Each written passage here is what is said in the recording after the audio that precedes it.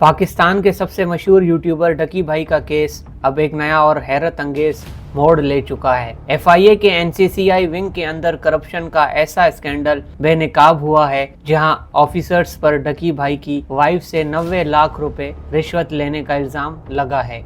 डकी भाई, जिनका असल नाम सादुर रहमान है, उनको कुछ हफ्ते पहले लाहौर एयरपोर्ट पर गिरफ्तार किया गया था जब वो मुल्क से बाहर जाने की कोशिश कर रहे थे। उनका नाम FIA की PNIA लिस्ट पर था, जो कि प्रोफेशनल नेशनल आइडेंटिफिकेशन लिस्ट होती है, जिसमें उन लोगों का नाम शामिल किया जाता है जिन पर इन्वेस्टिगेशंस चल रही होती हैं या जिनका सफ़र टेम्पररी रिस्ट्रिक्टेड होता है। उन पर इल्ज़ाम था कि उन्होंने ऑनलाइन गैम्बलिंग और ट्रेडिंग ऐप जैसे 1xBet और बायोनोमो को प्रमोट करके लोगों को नुकसान पहुंचाया। इन्वेस्टिगेशन NCCIA के हवाले थी, लेकिन अब उसी डिपार्टमेंट के ऑफिसर्स पर करप्शन के इल्ज़ामात लग चुके हैं।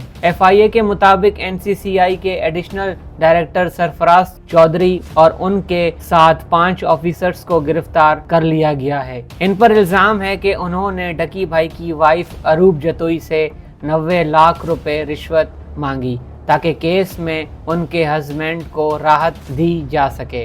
FIA के इन्वेस्टिगेशन ऑफिसर्स ने बताया कि इन ऑफिशियल्स के खिलाफ कॉन्क्रीट सबूत मिल चुके हैं, जिसमें कॉल्स, ट्रांजैक्शन स्लिप्स और मैसेजेस शामिल हैं। सभी ऑफिसर्स को कोर्ट के सामने पेश करके FIA के कस्टडी रिमांड पर दिया गया है और अब उनसे डिटेल्ड पूछगछ जारी है।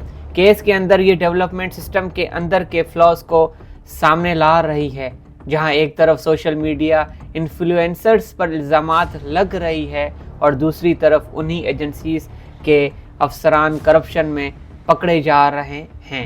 लीगल एक्सपर्ट्स का कहना है कि अगर इन अफसरान पर इल्ज़ाम साबित हो गया तो पूरा केस डकी भाई के हक में मुड़ सकता है, लेकिन अभी इन्वेस्टिगेशन अपने पहले मरहले में है और FIA के सोर्सेस के मुताबिक उन अफसरान से और लोगों के नाम भी सामने आ सकते हैं जो इस ब्राइबरी नेटवर्क का हिस्सा थे। कोर्ट प्रोसीडिंग्स जारी हैं और अगला हफ्ता इस केस के लिए बहुत अहम समझा जा रहा है। डकी भाई के सपोर्टर्स कह रहे हैं कि ये केस उनके खिलाफ चलाया गया प्रोपेगेंडा का हिस्सा था, जबकि FIA अब ये साबित करना चाहती है कि करप्शन सिर्फ एक तरफ नहीं, दोनों तरफ मौजूद थी। ये कहानी सिर्फ एक यूट्यूबर या कुछ ऑफिसर्स तक महदूद नहीं, ये उन सब चेहरों का आईना है जो सिस्टम के पीछे छुपे बैठे हैं।